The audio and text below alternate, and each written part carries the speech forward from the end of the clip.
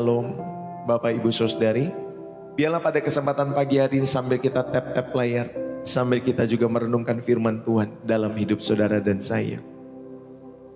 Bapak Ibu Saudara-saudari yang dikasihi oleh Tuhan, saudara mungkin pernah merasa seperti hamster, ya Bapak Ibu Saudari, yang terus berlari di rodanya. Semakin cepat kita berlari Bapak Ibu Saudari, semakin lelah dalam setiap kehidupan kita semua. Tetapi kalian tidak maju-maju, itulah hamster ketika berlari di rodanya Bapak Ibu Saudari. Sama seperti kita semua yang terkadang semakin cepat kita berlari, semakin lelah kita, tapi tidak maju-maju, di situ-situ saja. Bapak Ibu Saudara-saudari yang dikasihi oleh Tuhan, dunia memaksa kita untuk multitasking, melakukan setiap hal, berbagai hal yang kita bisa kerjakan dalam hidup kita semua. Dunia memaksa saudara untuk multitasking, bekerja lebih keras, menghasilkan lebih banyak, bahkan mencapai lebih tinggi dalam setiap kehidupan saudara dan saya. Tetapi di tengah-tengah semua itu, jiwa kita justru merintih. Aku lelah. Jiwa saudara dan saya merintih mengatakan, Tuhan, aku capek, aku lelah. Hari ini Tuhan ingin menjumpai saudara di titik kelelahan saudara dan berkata, marilah kepadaku semua yang letih lesu dan berbeban berat, aku akan memberikan kelegaan. Saudara, mari kita belajar bersama-sama tentang keseimbangan yang sejati. Bukan sekedar mengatur waktu, tetapi menemukan ritme hidup yang menyelaraskan kita dengan hatinya. Bapak Ibu Saudara-saudari yang dikasihi oleh Tuhan, ada seorang eksekutif muda datang kepada pendetanya dengan mata berkaca-kaca. Pak Pendeta, saya punya segalanya, karir saya cemerlang, gaji saya besar, rumah saya mewah, tapi mengapa saya merasa kosong dalam setiap kehidupan saya? Lalu kemudian sang pendeta itu diam sejenak, lalu kemudian mengambil Alkitab dan membuka Lukas pasal 10 ayat 42. Di sana dikatakan Maria telah memilih bagian yang terbaik. Lalu sang pendeta berkata, masalahmu bukan kurang bekerja, tetapi masalahmu yaitu kurang duduk di kaki Yesus. Saudaraku yang dikasihi oleh Tuhan, mungkin kita tidak sedang bergumul dengan kemiskinan dalam hidup saudara dan saya, tetapi dengan ketidakseimbangan dalam setiap kehidupan kita semua. Kita sibuk membangun kerajaan duniawi, tetapi kita lupa bahwa jiwa kita merindukan kerajaan Allah. Saudara lupa bahwa jiwa saudara merindukan kerajaan Allah. Ya, saudara, apa yang tertulis di dalam setiap batu nisan saudara nanti ketika saudara mengalami kematian? Apa yang akan tertulis di batu nisan kita nanti Bapak Ibu Saudara? Apakah tulisan di batu nisan itu dikatakan ia bekerja lembur setiap hari? Atau mungkin di batu nisan itu saudara tertulis ia jarang pulang tepat waktu untuk keluarga? Atau di dalam batu nisan saudara tertulis ia mengasihi Tuhan dengan segenap hatinya? Saudaraku yang dikasihi oleh Tuhan, hidup ini terlalu singkat untuk dihabiskan dengan ketidakseimbangan. Terlalu singkat sekali. Tuhan tidak menciptakan saudara dan saya untuk menjadi mesin pencetak uang atau robot dalam pelayanan. Ia ingin kita hidup penuh, bukan penuh dengan kesibukan, tetapi penuh dengan makna. Bapak Ibu Saudara-saudari yang dikasihi oleh Tuhan, mari kita berhenti sejenak dan bertanya, apakah hidup saya sudah seimbang di mata Tuhan? Apakah hidup saudara dan saya sudah seimbang di mata Tuhan? Saudara yang dikasihi oleh Tuhan, hidup di zaman modern seringkali membuat kita terjebak dalam ketidakseimbangan antara pekerjaan, keluarga, pelayanan, istirahat, spiritualitas, dan tanggung jawab duniawi dalam hidup kita semua. Bapak Ibu, Alkitab berkata sebagai firman Allah yang hidup, Dia memberikan prinsip-prinsip abadi untuk saudara dan saya mencapai keseimbangan yang sejati. Mari bersama-sama kita renungkan setiap kebenaran firman Tuhan. Yang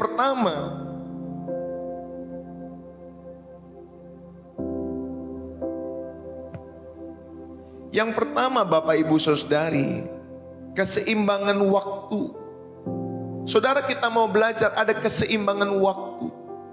Karena di dalam Pengkhotbah pasal yang ketiga, ayat yang pertama sampai dengan ayat yang ke-8. Pengkhotbah 3 ayat pertama sampai 8. Saya bacakan untuk saudara dan saya. Untuk segala sesuatu ada masanya. Untuk apapun di bawah langit ada waktunya. Ada waktu untuk lahir, ada waktu untuk meninggal. Ada waktu untuk menanam, ada waktu untuk mencabut yang ditanam. Ada waktu untuk membunuh, ada waktu untuk menyembuhkan. Ada waktu untuk merombak, ada waktu untuk membangun. Ada waktu untuk menangis, ada waktu untuk tertawa. Ada waktu untuk meratap, ada waktu untuk menari. Ada waktu untuk membuang batu, ada waktu untuk mengumpulkan batu. Ada waktu untuk memeluk, ada waktu untuk mencari. Ada waktu untuk membiarkan rugi, ada waktu untuk menyimpan. Ada waktu untuk membuang, ada waktu untuk merobek. Ada waktu untuk menjahit, ada waktu untuk berdiam diri. Ada waktu untuk berbicara, ada waktu untuk mengasihi. Ada waktu untuk membenci, ada waktu untuk perang. Ada waktu untuk damai. Saudara, untuk segala sesuatu ada masanya. Untuk apapun di bawah langit ini, semua ada waktunya. Firman Tuhan mencatat di dalam Pengkhotbah pasal 3 ini. Saudara, yang pertama kita belajar, kita perlu memiliki keseimbangan waktu. Ada waktu untuk segala sesuatu. Dikatakan di sana, untuk segala sesuatu ada masanya. Untuk apapun di bawah langit ada waktunya. Bapak Ibu, Salomo, sang pengkhotbah ini, dia menegaskan bahwa hidup manusia diatur dalam siklus waktu yang Tuhan tetapkan. Tidak ada satupun aspek hidup yang boleh mendominasi secara absolut di dalam hidup saudara dan saya. Saudaraku, Tuhan memberi kita waktu 24 jam sehari. Tapi bagaimana kita mengelolanya? Bapak Ibu, saudara-saudari yang dikasihi oleh Tuhan, jangan ekstrim. Bekerja itu baik, ya baik. Berbisnis itu baik, ya baik. Tetapi beristirahat juga kehendak Tuhan, bukan? Beristirahat juga kehendak Tuhan di dalam setiap hidup saudara. Sehingga saudara dalam metabolisme tubuhmu, kamu pun juga sehat. Ya Bapak Ibu Saudari, Tuhan sudah merancang. Bahkan ketika engkau beristirahat, sel-sel di dalam setiap kehidupanmu, itu Bapak Ibu Saudari yang dikasihi oleh Tuhan, memperbaharui dirinya sendiri. Sel-sel yang rusak digantikan dengan sel-sel yang baru ketika saudara beristirahat. Bapak Ibu, jangan ekstrim di dalam setiap kehidupan saudara untuk bekerja, untuk berbisnis. Bapak Ibu saudara-saudari yang dikasihi oleh Tuhan, ya itu semua baik.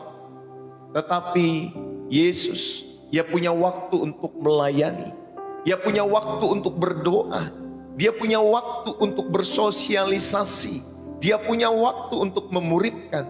Dia punya waktu untuk menyendiri dan berdoa kepada Bapaknya.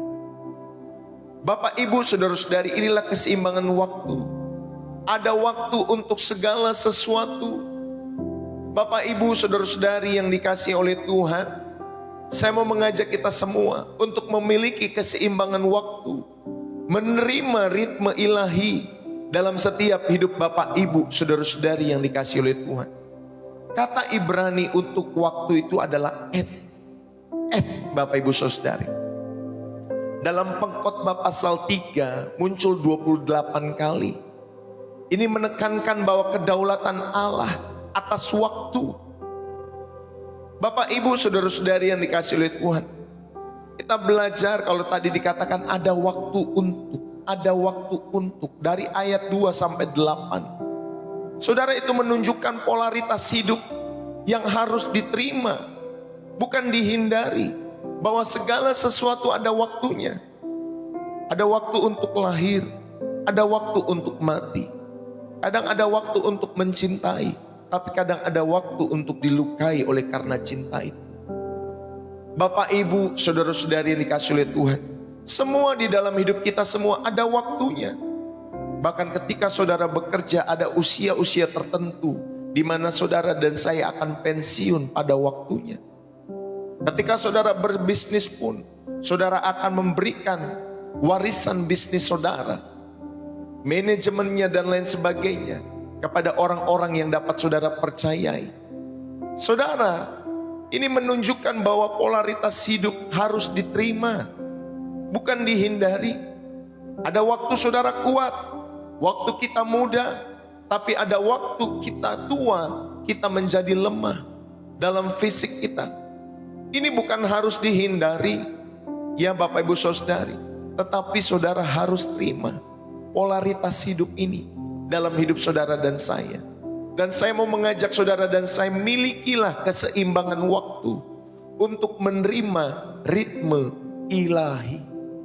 Sambil kita tap-tap layar, Bapak Ibu Saudari. Saudara, Allah sebagai penguasa waktu dalam hidup saudara dan saya. Ketika Yunus belajar dalam setiap kehidupannya, ya bahkan dia Bapak Ibu Saudari melawan waktu Allah, justru membawa dia kepada dimakan ikan besar. Membawa hal-hal kepada kehancuran dalam kehidupan Yunus. Ketika dia melawan waktu Allah, dia tidak mau taat, dia tidak mau tunduk untuk pergi ke Niniwe pada saat itu. Justru itu mendegradasi kehidupan imannya. Sementara Daud yang berdoa, ajarlah kami menghitung hari-hari kami, dia mengalami pemulihan.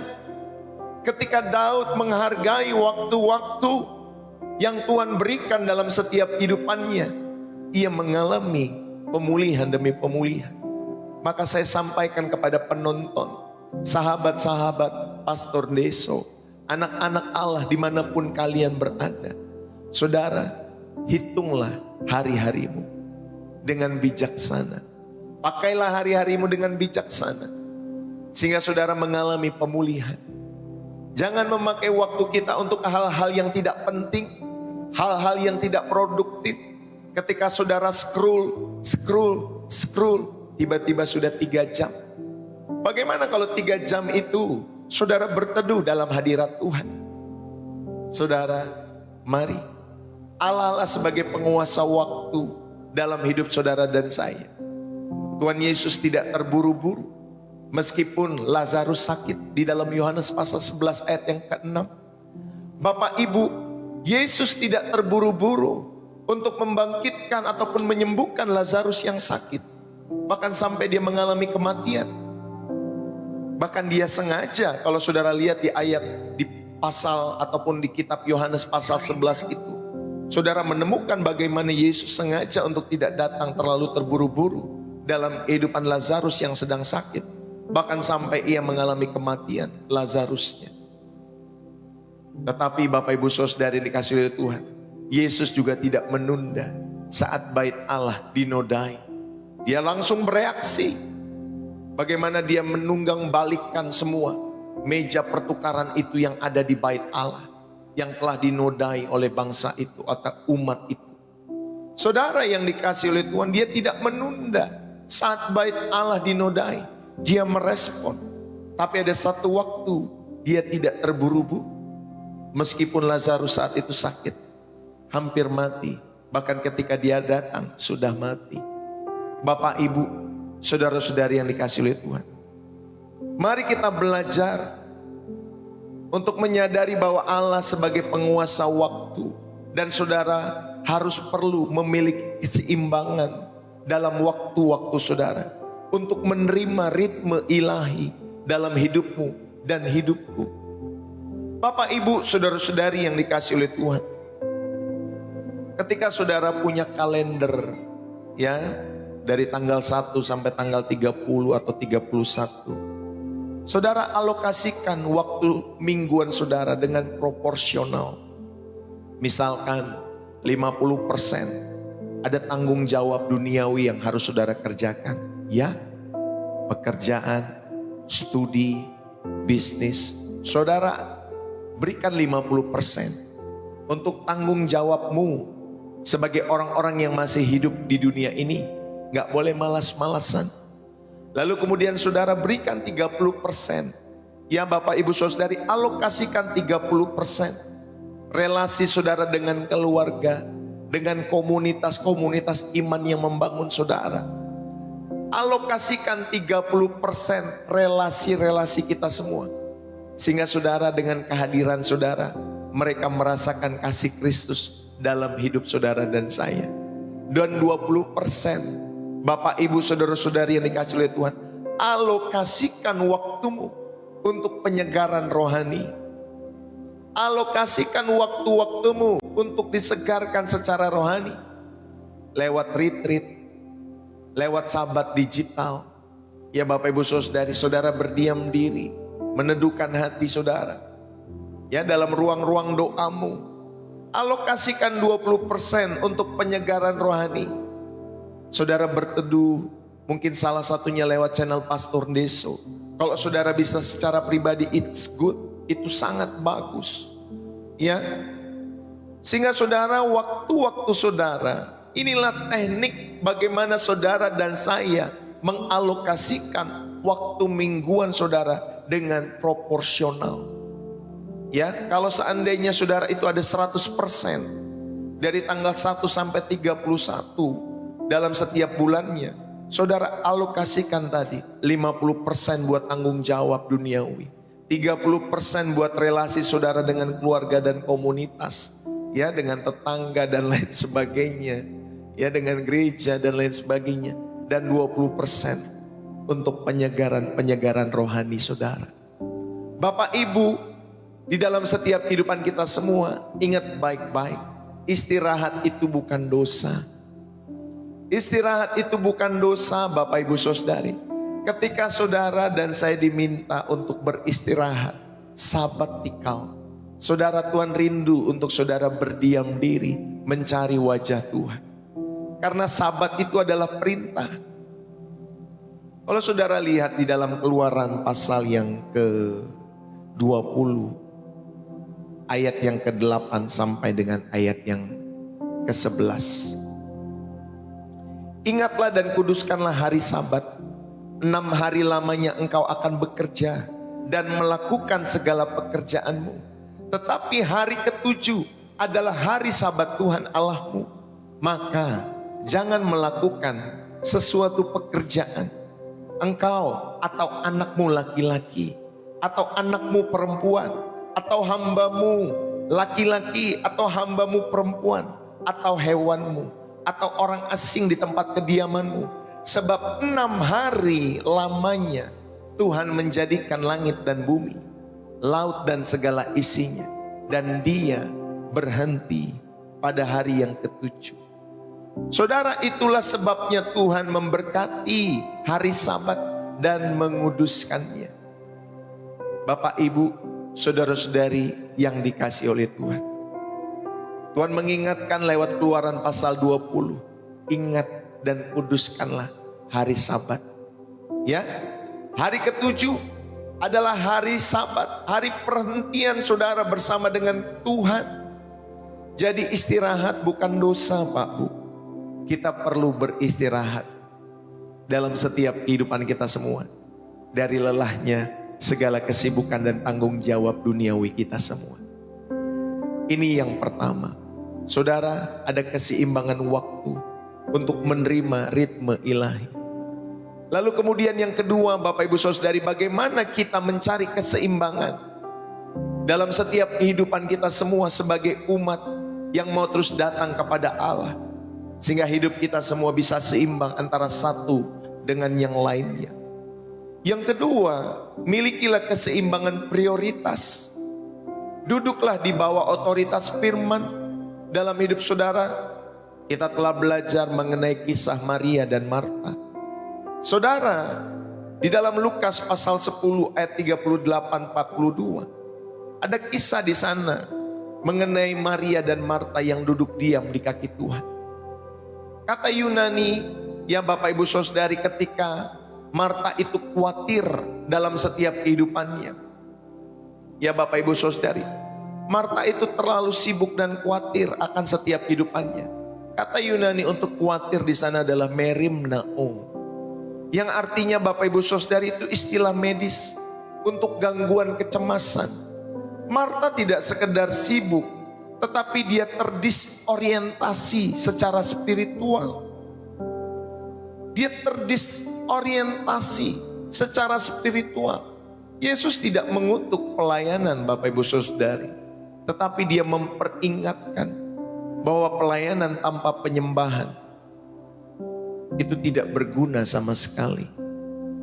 Pelayanan tanpa penyembahan tidak berguna sama sekali.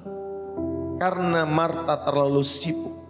Bahkan secara spiritual dia terdistrak hidupnya oleh karena kesibukan-kesibukan duniawi.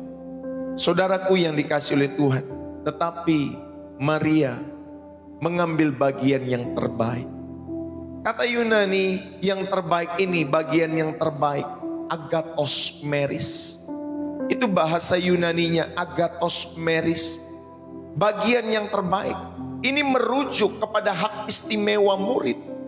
Duduk di kaki Yesus itu istimewa Pak Bu. Ketika kita sebagai murid-murid Kristus dengan posisi belajar. Saya tanya sama Bapak Ibu Saudari, kalau saudara duduk di samping presiden, saudara bangga enggak? Kalau saudara duduk di samping orang-orang terkenal, saudara bangga enggak kira-kira? Wah saudara, ya, kepala saudara di atas. Saudara diundang duduk di samping presiden. Pasti kita semua bangga Bapak Ibu Saudari yang dikasihi oleh Tuhan. Ketika kita duduk dengan orang nomor 1 di Indonesia. Kita pasti bangga kalau saudara mungkin duduk sama orang-orang terkenal dalam setiap kehidupan saudara dan saya. Saudara, Tuhan Yesus menyampaikan kepada Maria, Maria, kamu sudah mengambil bagian terbaik. Maria, Bapak Ibu Saudari yang dikasihi oleh Tuhan, ternyata dia mendapatkan hak istimewa sebagai murid ketika dia duduk di kaki Yesus. Dan ini adalah kebanggaan dalam setiap kehidupan Maria ketika dia duduk di kaki Tuhan. Saudara, kebanggaan kita bukanlah kehidupan duniawi kita, pekerjaan saudara, suami istri saudara, anak-anak saudara, kesehatan saudara, bukan. Kebanggaan kita yaitu ketika saudara bisa duduk diam di kaki Tuhan dan belajar merenungkan setiap firman Tuhan. Karena itu hak istimewa kita semua. Masalahnya saudara dan saya seringkali tidak mau mengambil hak istimewa itu. Terlalu sibuk Pak Bu dengan kesibukan-kesibukan kita semua. Betul atau betul? Ya Bapak Ibu Saudari, betul atau betul?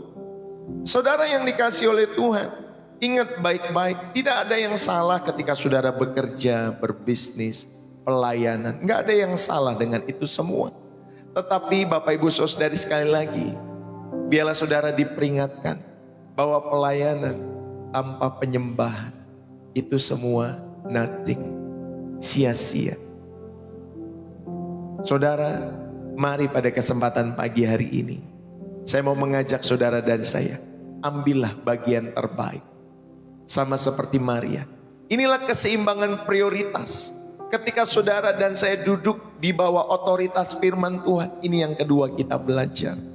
Ya Bapak Ibu Saudara yang dikasihi oleh Tuhan, ada hierarki nilai kerajaan Allah. Bahwa keberadaan saudara harusnya lebih besar daripada aktivitas saudara. Kamu manusia, ingat baik-baik, kamu bukan mesin. Kamu manusia yang perlu makan, perlu minum memang, perlu diisi kerohaniannya. Perlu saudari bersekutu dengan Sang Pencipta saudara. Ingat, kamu bukan mesin. Tiap hari kerja, bangun tidur, kerja, bangun tidur, kerja, pulang, pergi, bangun tidur, kerja, pergi, pulang. Tanpa saudara mengisi manusia spiritualitas saudara. Come on Bapak Ibu Saudari, come on. Apa yang akan terjadi dalam setiap kehidupan saudara kalau saudara seperti itu? Ingat baik-baik, keberadaan kita lebih besar daripada aktivitas kita setiap hari. Sebab kamu manusia, bukan mesin, bukan robot yang gak perlu makan. Kalau robot sudah diprogram, kalau kamu Bapak Ibu Saudari dan saya, kita perlu mengisi terus. Makanya dalam program refresh dan reset, saudara dan saya diisi kembali, disegarkan kembali, di reset kesetelan pabrik ilahi dalam hidup saudara dan saya. Inilah hierarki nilai kerajaan Allah yang saudara harus tahu. Yang pertama, keberadaan kita lebih besar daripada aktivitas saudara dan saya. Yang kedua, saudara, hubungan saudara lebih besar daripada prestasi yang saudara miliki. Apapun prestasi pencapaian saudara, seharusnya hubungan itu yang lebih besar. Karena kasih adalah hukum tertinggi.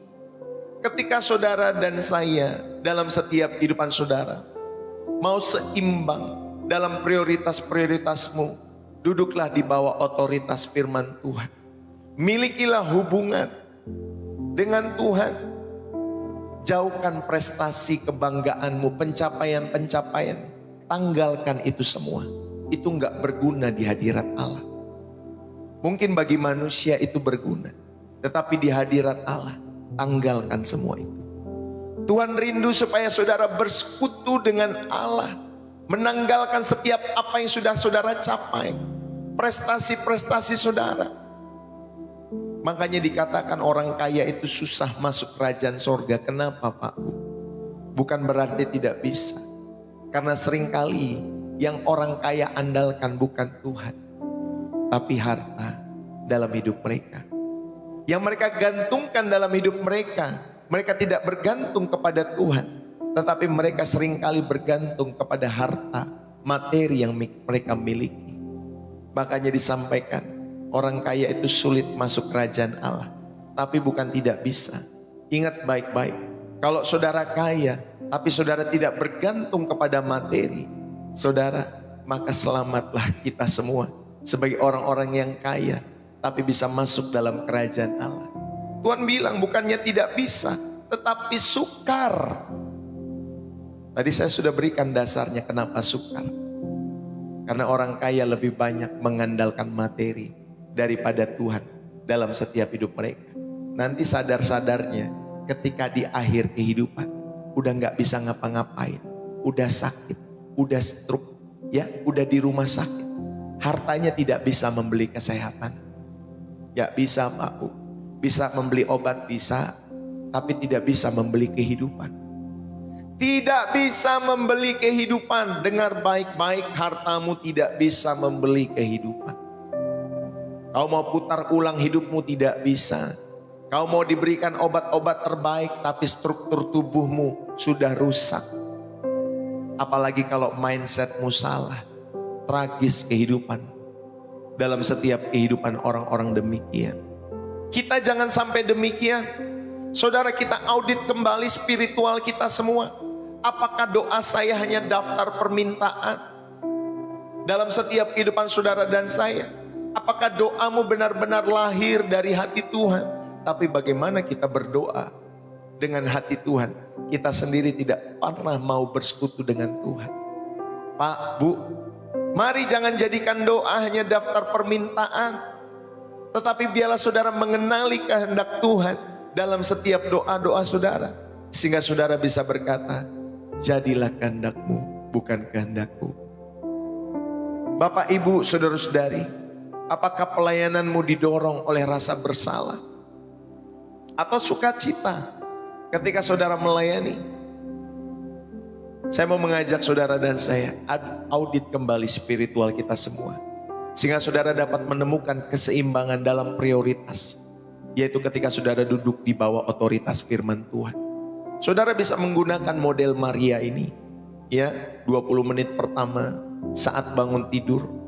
Saudara, biarlah saudara dan saya benar-benar berteduh dalam hadirat Tuhan. Saudara dapat berteduh dalam setiap hadirat Tuhan. Jangan melakukan tindakan yang lain. Saudara bisa melakukan Lectio Divina. Dalam bahasa Latinnya ya Bapak Ibu Saudari, artinya saudara praktekkan doa dan meditasi yang melibatkan pembacaan kitab suci secara perlahan dan reflektif untuk membangun hubungan yang lebih mendalam dengan Tuhan. Saudara bisa lakukan 20 menit pertama ya ketika saudara bangun tidur untuk Lectio Divina dalam hidup saudara dan saya, yaitu saudara ketika merenungkan firman Tuhan, mempraktekkan doa, bermeditasi dalam setiap kehidupan saudara yang melibatkan perenungan firman Tuhan. Perlahan-perlahan, ya, kalau saudara belum terbiasa 1 jam, 2 jam, perlahan-lahan, mulai dari 20 menit pertama, gak apa-apa, 10 menit, 15 menit, terus tingkatkan, 17 menit, 20 menit, sampai saudara nanti terbiasa 2 jam, untuk duduk diam di kaki Tuhan. Disitulah kekuatan saudara dan saya. Ini bukan orang-orang yang tidak punya waktu Pak Bu, bukan orang-orang yang tidak produktif. Justru dia produktif di dalam hadirat Allah, karena Allah akan memberikan kuasanya, Allah akan memberikan perkenanannya buat orang-orang demikian. Jadi jangan bilang doa itu membuang-buang waktu, mencari wajah Tuhan itu membuang-buang waktu. Justru kalau saudara perputaran bekerja, berbisnis tanpa Tuhan, saudara sedang buang-buang waktu dalam kehidupanmu. Karena semuanya nanti akan sia-sia. Itulah yang penulis kitab Pengkhotbah sampaikan, Salomo. Ya, dia sudah katakan untuk segala sesuatu ada waktunya, untuk segala sesuatu ada masanya. Tetapi terakhir dia menulis di dalam pasal yang terakhir, saya ingat sekali. Ternyata yang paling penting adalah takut akan Tuhan. Ternyata yang paling penting dalam setiap kehidupan manusia pada akhirnya adalah takut akan Tuhan.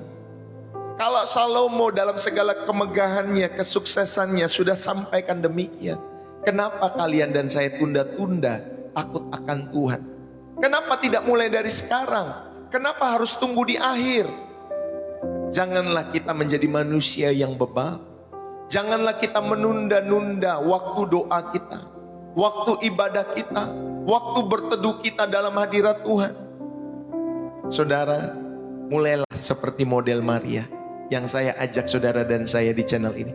Bangun pagi jangan ngambil handphone. Bangun pagi saudari, saudara lakukan ini, Lectio Divina.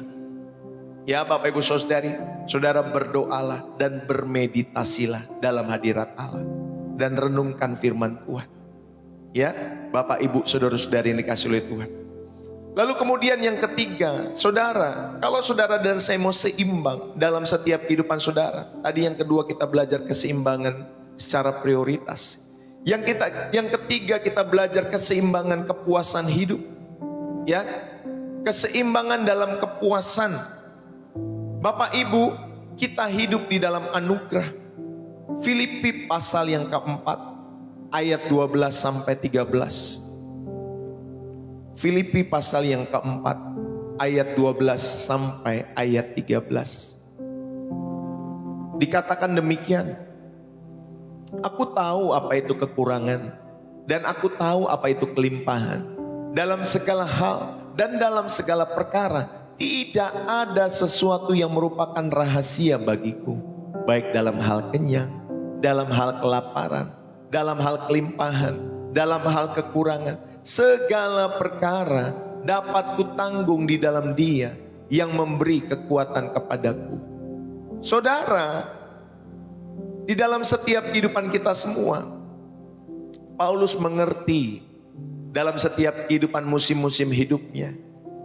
Dan dia sampaikan dalam setiap kehidupannya dalam Filipi, segala perkara dapat kutanggung, apapun di dalam Dia yang selalu memberikan kekuatan kepadaku. Bahkan tadi dikatakan, aku tahu apa itu kekurangan, aku tahu apa itu kelimpahan. Saudara, bahkan dia juga mengatakan ya, di dalam setiap kehidupannya, aku tahu itu apa yang rahasia bagiku dalam hal kenyang maupun dalam hal kelaparan, dalam kelimpahan maupun kekurangan. Saudara, dia tahu apa yang dia perlukan di dalam setiap kehidupannya. Saudara, di dalam Filipi pasal 4 ayat 11 ada istilah filsafat stoa, ya, filsafat stoa. Tetapi Paulus mengisinya dengan makna teologis, kecukupan di dalam Kristus, bukan kemandirian manusia. Ya, kalau manusia mengajarkan saudara dan saya untuk bermandiri, mandiri sana, anak udah besar mandiri sana. Ya, kadang-kala kita juga begitu mengajar anak kita, mandiri sana. Ya, nggak usah bergantung lagi sama papa mama. Pakai bajumu sendiri, pakai pakaianmu sendiri, sekolah berangkat sendiri. Ya, kita mengajarkan kemandirian kepada anak-anak kita. Tetapi Paulus mengajarkan Bapak Ibu Saudari, supaya kita sebagai orang-orang percaya mengisinya dalam hidup kita semua. Kecukupan itu di dalam Kristus. Kita isi setiap kecukupan-kecukupan saudara di dalam Yesus Kristus. Sehingga saudara tahu apa yang harus saudara lakukan dalam hidup saudara dan saya. Inilah yang Paulus sampaikan, ketika aku lemah. Dalam 2 Korintus 12 ayat yang ke-10, maka aku kuat. Ini menunjukkan bahwa keseimbangan sejati itu lahir dari ketergantungan mutlak kepada Allah. Bapak, Ibu, saudara-saudari yang dikasihi oleh Tuhan, kalau saudara dan saya mau memiliki keseimbangan yang sejati, biarlah itu semua lahir dari ketergantungan mutlak saudara kepada Tuhan, bukan kepada yang lainnya, bukan kepada background pendidikan saudara, bukan kepada background harta materi yang saudara miliki. Tetapi Bapak Ibu Saudari, keseimbangan sejati lahir dari ketergantungan mutlak kepada Allah yang hidup, yang kita percaya di dalam Yesus Kristus. Saudara, studi Harvard tahun 2023 itu membuktikan orang itu mempraktekkan gratitude journaling dalam hidup mereka, yaitu ketika mereka bisa bersyukur secara harian, itu memiliki tingkat kepuasan hidup 25% lebih tinggi daripada orang-orang yang tidak mempraktekkan gratitude journaling dalam hidup mereka. Jadi studi Harvard Bapak Ibu Saudara itu membuktikan bahwa orang-orang yang bersyukur itu dalam setiap kehidupannya, yang mempraktekkan rasa syukur, apa yang saudara miliki saudara syukuri dalam hidup saudara, itu memiliki tingkat kepuasan hidup 25% lebih tinggi daripada orang-orang yang tidak pernah bersyukurnya setiap hari. Amin Bapak Ibu Saudari. Jadi kenapa saya mengajak saudara ketika dari awal untuk bersyukur kepada Tuhan, berterima kasih kepada Tuhan, ya, dalam setiap penyembahan kita. Selalu saya mulai dengan itu. Karena supaya saudara sadar bahwa ketika saudara bersyukur kepada Tuhan, saudara yang setia, 100 orang ini yang setia, yang datang setiap hari lewat pelayanan channel Pastor Deso, saudara akan memiliki tingkat kepuasan hidup 25% lebih tinggi daripada orang-orang yang tidak pernah bersyukur. Amin Bapak Ibu Saudari. Wow, kita diberkati dalam setiap kehidupan kita semua. Ketika kita mengetahui hal ini, maka saudara yang dikasihi oleh Tuhan, keseimbangan dalam kepuasan ini, hiduplah dalam anugerah. Yang ketiga tadi kita belajar. Saudara, ada panduan hidup bagaimana kita mengelola ekonomi kerajaan Allah. Berikanlah 10%, ya, 1/10 saudara, Maliaki 3 pasal yang ke-10. Lalu kemudian saudara simpanlah 10% untuk menabung dalam kehidupan saudara dan lain-lainnya. Lalu kemudian hiduplah dengan 80%. Itulah ekonomi kerajaan Allah. Saudara sisihkan 1/10 saudara untuk pekerjaan Tuhan. Baik saudara itu di gereja, baik ke penginjilan-penginjilan, kepada channel-channel penginjilan, kepada setiap para penginjil-penginjil yang ada di daerah. Berikan 10%, berikan 1/10 itu. Karena Tuhan Yesus tidak menolak ataupun tidak melarang ketika orang memberikan 1/10. Dia hanya menegaskan, hai kamu orang Farisi, kamu setia memberikan 1/10, tetapi yang lainnya kamu tidak lakukan. Dia bukan tidak setuju, Bapak Ibu Saudari. Dia setuju dengan orang-orang yang menyisihkan bagian hidupnya. Ya, ada ekonomi yang disisihkan 1/10 tadi untuk orang-orang yang membutuhkan. Ya, untuk pekerjaan Tuhan dalam setiap hidup kalian semua. Maka jangan sampai kalian dapatin 100 tetapi tidak pernah mengetahui prinsip ini. Berikan 1/10. Sisihkan bagian setiap pekerjaan Tuhan, kembalikan milik Tuhan dalam hidup saudara, dan Tuhan ajar dari 1/10 tadi. Lalu kemudian simpanlah lagi 10% untuk menabung untuk masa depan saudara, jangan saudara habiskan. Lalu kemudian hiduplah 80%. Hiduplah dengan itu, dengan bijaksana, kelolalah dengan baik dalam hidup saudara untuk makan, minum, pakai, ya. Untuk mengelola setiap pekerjaan saudara, usaha, dan menjadi berkat buat orang-orang di sekitar saudara. Kelolalah itu semua. Jangan saudara habiskan 100-100-nya buat dirimu sendiri. Saudara ini dikasih oleh Tuhan. Ya, inilah saudara dan saya belajar ekonomi kerajaan Allah. Lalu kemudian Bapak Ibu Saudari, kita belajar juga disiplin spiritual dalam hidup kita semua. Kadangkala kita perlu puasa media sosial.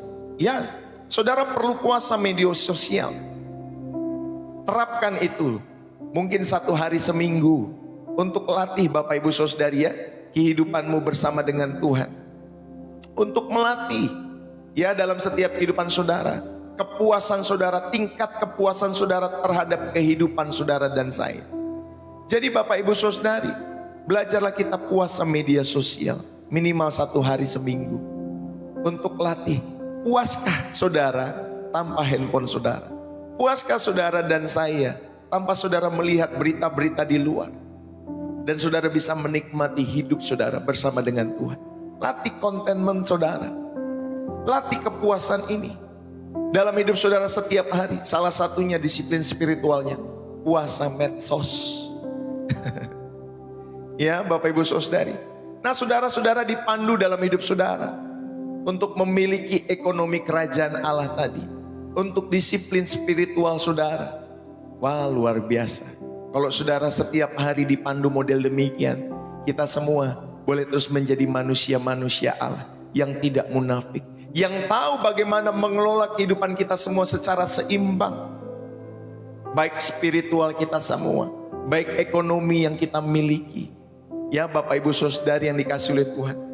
Jadi mari kita sama-sama belajar untuk saudara memiliki keseimbangan kepuasan hidup dalam anugerah. Dan sebagai penutup Bapak Ibu Saudari, bangunlah mesbah keseimbangan ini. Bangunlah mesbah keseimbangan ini. Karena mesbah harus dari tanah yang utuh. Kalau saudara belajar dalam perjanjian lama, mesbah itu dibangun dari tanah yang utuh dalam Keluaran pasal 20 ayat yang ke-25. Bukan dari batu pahat, bukan dibuat-buat.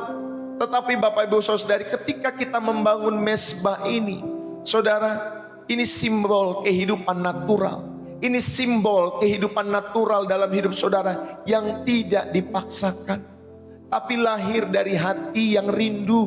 Tuhan, ya aku mau dituntun oleh firman-Mu. Bapak Ibu Saudari, bangunlah mesbah keseimbangan ini. Karena ini harus dibangun dari tanah yang utuh, bukan batu pahat. Yang artinya saudara nggak boleh dibuat-buat Pak Bu, nggak boleh suka-sukanya. Kalau pahat itu kan disuka-sukanya, dia mau pahat apapun suka-suka sang pengukirnya Bapak Ibu Saudara. Tapi kalau mesbah harus dari tanah yang utuh, seluruh hidupmu. Ini simbol yang natural, nggak boleh dipaksakan. Maka saudara belajarlah sedikit demi sedikit. Sisihkan ya setiap berkat Tuhan dalam hidupmu. Sisihkan Bapak Ibu Saudari yang dikasih oleh Tuhan. Sisihkan disiplin spiritual dalam hidup saudara. Bersabatlah, berteduhlah dalam hadirat Tuhan. Jangan kerja terus, jangan bisnis terus, jangan jalan-jalan terus. Bapak ibu saudari, healingmu bukan di alam, healingmu ada di dalam hadirat Allah. Katakan amin. Ya, haleluya. Saudara, kalau kita mau buat piramida keseimbangan, saudara harus menaruh di dasarnya itu adalah hubungan dengan Allah.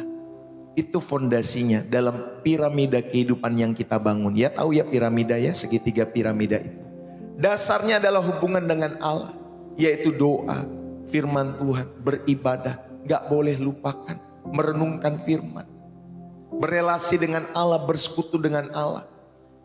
Itu dasarnya Bapak Ibu Saudari. Di tengah-tengahnya ada relasi saudara antar sesama saudara.